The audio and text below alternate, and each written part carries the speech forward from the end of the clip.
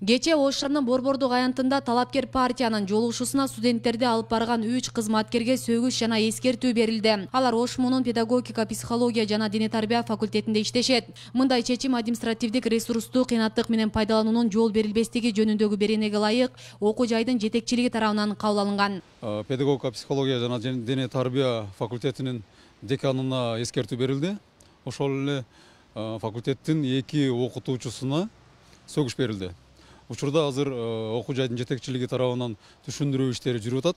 Азыр шайлоо учурунда, шайлоого үгүт иштери учурунда кайсыл бир саясий партияга же болбосо митинг же эл топтолгон жерге сабак учурунда барбоо эскертилди. Жолугушууга студенттер мажбур катыштырылганы боюнча маалыматты Ош шаардык ички иштер башкармалыгы да тергөөдө. Анын жүрүшүндө 10дон ашык студент жана мугалимдер суралып түшүнүк кат жазып бергени айтылды.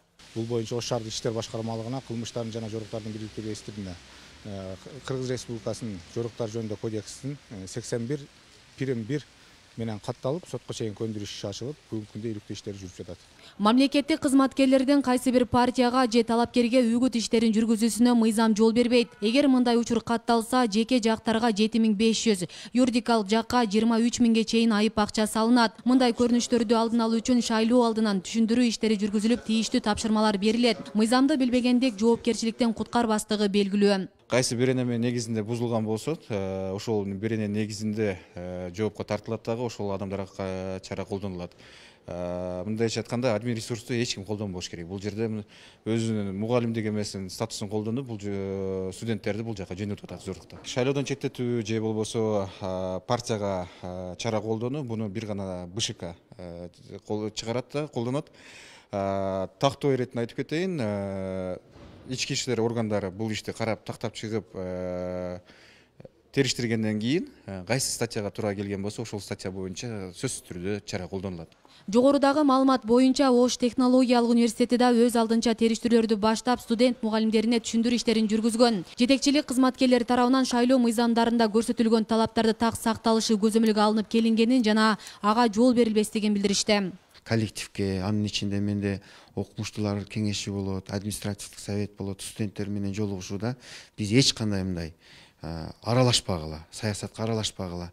Окутуучулар өзүнүн иши менен аракеттенсин, окутууну ишке ашырсын, студенттер сабакка катышсын, окутуу процессин үзгүлтүккө учуратпагыла. Эгерде үзгүлтүккө учуратсаңар, студенттер сабакка катышпасаңар, анда тиешелүү чаралар көрөт. Ал эми окутуучулар болсо өзүнүн сабак учурунда студенттерди тигил бул ушундай колдоо митингтерине барууга жөнөтө турган болсо, мен алар боюнча тиешелүү чараларды көрөбүз. Ал ортодо Азаттык партиясынын жолугушуусуна студенттер тартылганы тууралуу маалыматка Жылдыз Жолдошова социалдык тармак аркылуу билдирүү жасады. Талапкер 18 жашка толгон ар бир жаран үгүт иштерине барып, алардын сөзүн укканга акылуу экенин, партия бир дагы студентти сабак учурунан суруп алып келбегенин айтып, муну каралоо деп сыпаттады. Азаттык партиясы административдик ресурсту колдонду. Бүт студенттерди шайлоого алып келди деп абдан туура эмес, мыйзамсыз сөздөрүн айтты.